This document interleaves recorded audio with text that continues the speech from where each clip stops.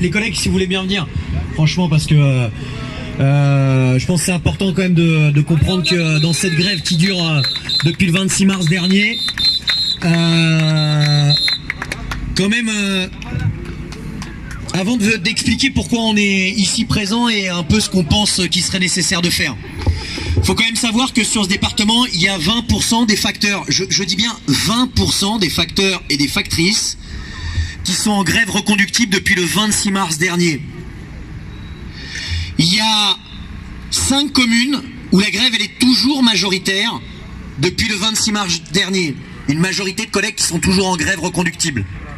Mardi prochain, ça fera 365 jours sur Boulogne-Billancourt, sur Gennevilliers, sur Levallois, sur Asnières-sur-Seine, sur Neuilly-sur-Seine.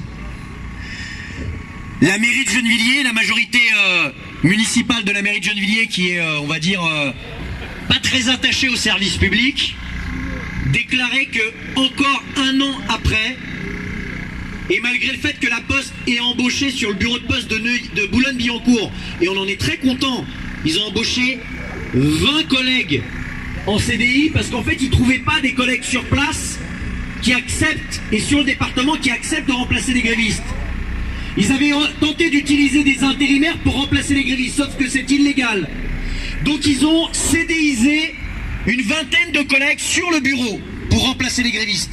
Ces collègues savent pertinemment que c'est grâce à la grève qu'ils sont CDisés. Malgré ça, la majorité municipale sur Boulogne-Billancourt continue d'expliquer qu'il y a 13% du courrier qui n'est toujours pas distribué. Un an après, la boîte n'a pas été capable, lorsque la grève elle est majoritaire, de trouver les moyens de remplacement. On insiste parce que, vous savez, il peut y avoir beaucoup de débats sur le taux de grève dans les établissements. Et la Poste a essayé en fait d'utiliser comme jauge les élections professionnelles de décembre dernier pour essayer de déterminer s'il y avait ou pas un soutien du personnel, des postiers et des postières. Et bien les postiers et les postières des Hauts-de-Seine, très majoritairement avec un taux de participation de plus de 86%, ils ont soutenu la grève au travers de l'organisation syndicale qui appelle à cette grève à plus de 51%, 51,86% très exactement. Avec un taux de participation, je le répète, de 86%. C'est indiscutable, c'est inquestionnable. Le soutien qui a été mené par nos postiers, par nos collègues aujourd'hui dans le cadre de cette grève. C'est une grève hors norme. Quand est-ce qu'on a vu des collègues mettre tous les jours une journée de salaire, tous les jours, et se battre, puisque le point de départ de cette grève, ça a été le soutien contre mon licenciement. 150 familles qui le sont en grève depuis le 26 mars et qui aujourd'hui mettent en avant une question qui en réalité concerne tous les salariés, qui est celle de dire notre employeur nous paye un salaire, notre employeur nous quantifie une charge de travail, mais cette charge de travail, cet employeur qui est la Poste et qui est directement lié à l'État est incapable de justifier et d'en faire la transparence. Lorsqu'on leur demande dans les CHSCT dans lesquels nous sommes majoritaires sur l'ensemble du département qu'ils nous communiquent les normes et cadences, ils sont incapables de le faire. Ce qui fait qu'en 4 ans, cette entreprise sur le département a été condamnée pas une, pas deux, pas trois, 22 fois pour défaut d'information des CHSCT. Lorsqu'ils arrivent et ils voient un collègue, ils disent pour distribuer un recommandé c'est 1 minute 30 et qu'on en demande la justification, ils sont incapables de le faire. De manière contractuelle, la direction nationale de la Poste, en 2017, s'était engagée à communiquer à l'ensemble des organisations syndicales signataires de l'accord, en juin, les nouvelles normes et cadences. On parle de juin 2017, suite à une vague de suicides. Elle devait les mettre en place en septembre 2017, ces nouvelles normes et cadences. Rien n'est fait. On voit plein de reportages dans lesquels on voit des collègues qui sont en burn-out, dans lesquels on voit des collègues qui commettent des actes irréparables, dans lesquels on voit des collègues qui n'arrivent pas à transporter le courrier, qui n'en peuvent plus. Mais nous, on aimerait mettre sur le devant de la table, sur le devant de la scène, la cause de ce mal-être, la cause de cette souffrance. Elle n'est pas isolée, elle est structurelle, elle est pensée. C'est parce que la manière dont ils quantifient notre charge de travail ne correspond pas à ce qu'on peut faire. Et à un moment donné, nous on dit que c'est important que l'ensemble des organisations syndicales prennent le taureau par les cornes et s'affrontent à cette question. Alors nos camarades de Géodis, tu l'as dit et t'as raison. Moi, très franchement, je vois qu'une chose. C'est des militants ouvriers, lutte de classe, qui n'ont aucune compromission avec le patron. C'est des militants ouvriers, lutte de classe, qui n'ont aucun problème à soutenir quiconque. Gilets jaunes, salariés de Sud, de la fonction publique, ils sont de toutes les bagarres. Et on veut dire une chose, t'as raison de le dire, lundi on était avec nos camarades d'Infocom CGT. Leur secrétaire général a été convoqué à la police judiciaire parce qu'ils ont sorti une affiche qui condamne les violences policières vis-à-vis des jeunes, vis-à-vis des étudiants.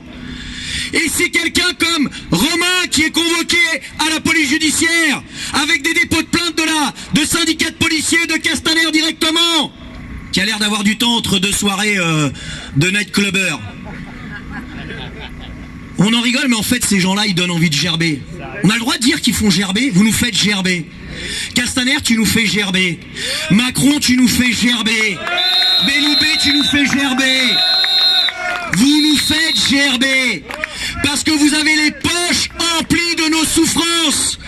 Parce que la seule chose que vous savez défendre, c'est le 440 et les milliards de profits qu'ils font sur notre dos. Parce que toutes les semaines, vous torturez, vous mutilez, vous transgressez le droit de manifester. Toutes les semaines. Tous les samedis. C'est quoi ces déclarations qui sont faites? Il faudrait être capable de pouvoir assumer médiatiquement, y compris le décès. Vous êtes des brutes. Les masques tombent. Clairement, vous défendez les intérêts d'une minorité. Et vous êtes prêts pour les défendre à user de tous les moyens disponibles. Eh bien, nous, on dit ça suffit. Mais quand on dit ça suffit, très franchement, Macron, il a été clair de bout en bout, non? On n'a rien découvert. Il nous a pas fait que c'était l'ennemi de la finance. Il met en place son programme clairement et il avance. La détermination des Gilets jaunes force le respect. Mais en face, leur détermination est sans faille.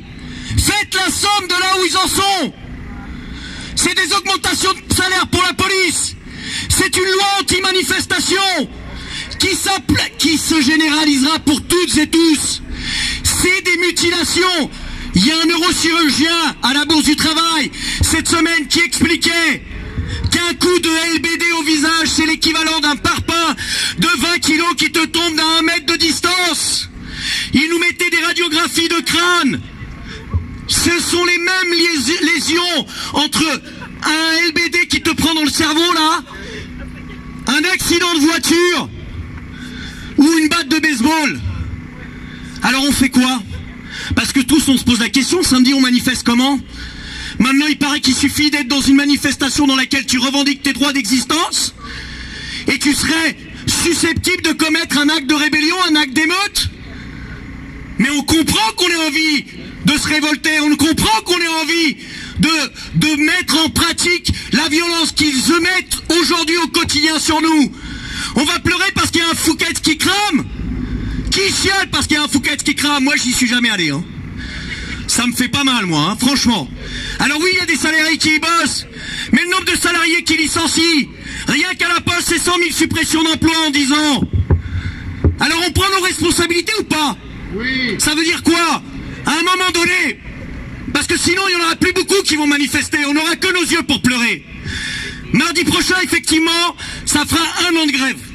Nous, on propose de célébrer d'une manière productive. On propose que les organisations syndicales, quelles qu'elles soient, lutte de classe, qui bagarrent, on a déjà eu une réponse favorable des McDo. On a déjà eu une réponse des copains de Free, Hanussen, qui ont été victimes de la répression. On espère qu'il y aura les copains d'Infocom, on espère qu'il y aura les copains de l'UD du 92, on espère qu'il y aura les copains de la Géodis, de la SNECMA, de se voir mais pour une réunion de travail les copains, qu'on se voit et qu'on discute. On a fait grève là il y a quelques jours. Ils vont nous proposer une date le 28 sur un autre secteur. Et dans quelques semaines encore d'autres dates. Mais ce gouvernement, ce qu'il a envie et ce qu'il a besoin, c'est qu'on lui mette une énorme claque ensemble au même moment. Gilets jaunes, étudiants, salariés, monde du travail. C'est ça dont il a besoin. Et ça, très franchement, les camarades, Moi j'aime bien les histoires où on nous explique un jour le prince viendra, la grève générale éclatera et les travailleurs régneront en paix avec l'ensemble de leurs êtres humains et compagnons. On s'organise ou pas? Ou on attend juste les élections? On s'organise maintenant? Samedi, comment on manifeste? Comment on manifeste en sécurité ensemble? Quel rendez-vous on prend ensemble? Et après, quelle grève, quel soutien? Moi j'ai la rage quand j'entends qu'il y a un camarade qui a 11 ans de boîte, 11 ans de boîte, et qui est licencié ce matin parce qu'il a ramené un canapé. Mais putain, mais on va te ramener 250 canapés, Antoinou, là. Hein, le directeur du site, on va te ramener plein de canapés ici. Tu te prends pour qui? Vous vous prenez pour qui? 11 ans de boîte, pas la moindre sanction. Pas la moindre sanction en 11 ans de boîte. Vous donnez envie de vomir. Comprenez que la rage qui est en train de se mettre en place, elle se coagule. Et on a une responsabilité, les copains. Toutes celles et ceux qui sont ici, on se connaît. Il faut qu'on mette de côté nos histoires de boutique. C'est important, essentiel. Ce qui est en train d'être mis en cause, c'est la liberté de manifester, la liberté de se lever, la liberté de se battre, la liberté de remettre en cause le fait qu'ils nous exploitent. Ils veulent qu'on soit comme ces jeunes de Mantes-la-Jolie, à genoux, la main sur la terre et contre le mur. Et qu'ils nous disent, voilà une boîte qui travaille bien, voilà des salariés qui sont bien calmes, comme ils disaient aux lycéens. C'est de la responsabilité des organisations politiques, syndicales, associatives et des gilets jaunes, je le dis aussi, de se retrouver et de discuter ensemble. Ça aurait de la gueule un appel de Rodriguez, Besancenot, Martinez, Mélenchon, qui disent tel jour, tel moment, au même endroit. Mais moi, ça fait longtemps que je crois plus à la Vierge. Donc si on met pas ça en place ensemble, et je respecte tous ceux qui croient, hein, tous ceux qui croient, mais il faut qu'on construise et qu'on bâtisse. La réunion qu'on propose mardi soir, pour fêter les 1 an, c'est avec tous les groupes, quels qu'ils soient. Où ça? À la Bourse du Travail, et ça sera sur un événement Facebook, Bourse du Travail, à partir de 19, mardi prochain, 26 mars, pour l'année de grève. On a besoin de tout le monde, que chacun, celle de Paris, rue Château d'Eau, il y a besoin à un moment donné qu'on discute et qu'on se coordonne. C'est pas par hasard que j'ai pas de gilet jaune. Mais je serai le premier à défendre les intérêts des gilets jaunes. Je suis un militant ouvrier, un militant d'entreprise qui n'a jamais été sur des bagarres qui soient corpos, qui a toujours défendu le fait de se bagarrer dans des syndicats et de faire en sorte que les bureaucrates qu'on a au-dessus, ils arrêtent de nous tondre la laine sur le dos. Et ça aujourd'hui, il y a la possibilité de faire un bond en avant. Gilets jaunes, militants ouvriers, gilets jaunes avec ou sans chasuble rouge, on va le faire ensemble, mais il faut qu'on s'organise. Le temps presse. Allez!